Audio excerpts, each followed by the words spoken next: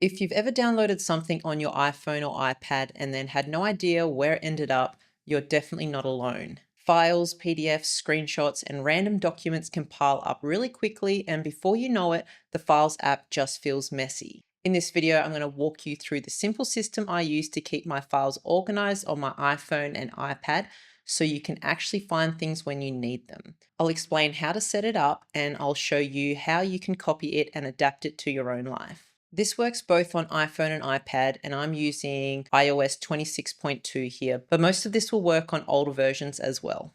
Before we get into the structure, let's quickly take a look at the Files app so everything else makes sense. Inside the Files app, you'll see a few different places where files are stored. You've got on my iPhone or on my iPad, which is local storage to your device, and iCloud Drive, which syncs files across your Apple devices. These are the two built-in Apple storage locations, and where you store your files here will affect where those files are available. You can also add third-party cloud services to the Files app as well. For example, I use Google Drive. To do this, tap the three dots at the top of the sidebar and tap Edit Sidebar, and you'll be able to turn on services like Google Drive or Dropbox or whatever cloud storage you use. Just make sure the app is installed on your device first and you're logged into the account. Once it's added, it shows up right here in the Files app alongside everything else. On the left side, you've got the sidebar. This is where you can add folders to favorites, which I highly recommend doing for anything you access often. This is also where you'll find the downloads folder. Anything you've downloaded from Safari usually ends up here, and this is one of the biggest reasons people think files disappear. If you can't find something you've downloaded, this is the first place to check. Also, the download folder is stored locally on your device. You can view files as icons, a list, or in columns. I personally use the column view because I like being able to see the folder structure clearly and drill down without constantly opening and closing folders. I also sort by date, latest to oldest. I just find it much easier to locate recent files that way, especially when I'm working on something current.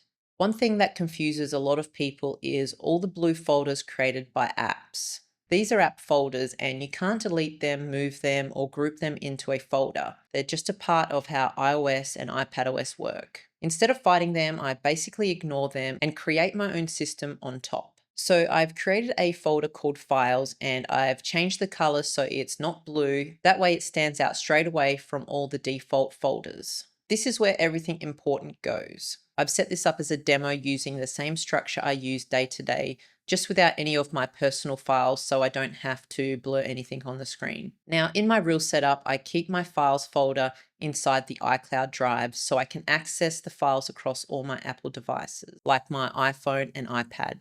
I would recommend doing this if you already pay for iCloud storage and have the space. But if you don't pay for the extra iCloud storage, that's completely fine. You can create your main files folder under On My iPad or On My iPhone instead, depending on what device you're using. Just keep in mind that files saved locally on your iPad won't automatically show up on your iPhone, and files saved on your iPhone won't automatically show up on your iPad. So it really comes down to how you use your devices. For this demo, I've created a files folder under On My iPad and changed it to red so it stands out clearly on the screen. If you want to change the folder color, just press and hold on the folder, tap Customize and Tags, then tap Tags and choose a color.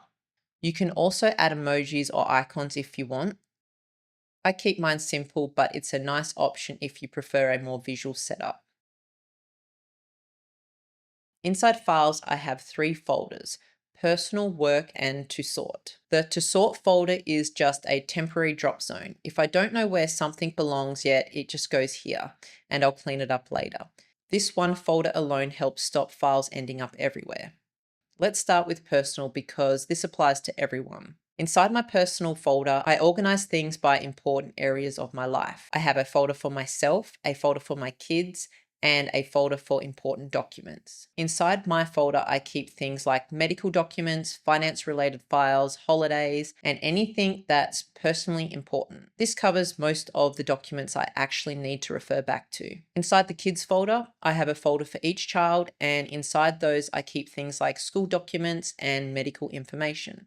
And then I have an important documents folder, which is where I keep things like insurance, property or rental paperwork, and anything legal. The idea here is to organize files around important parts of your life, so when you need something, you know exactly where to go.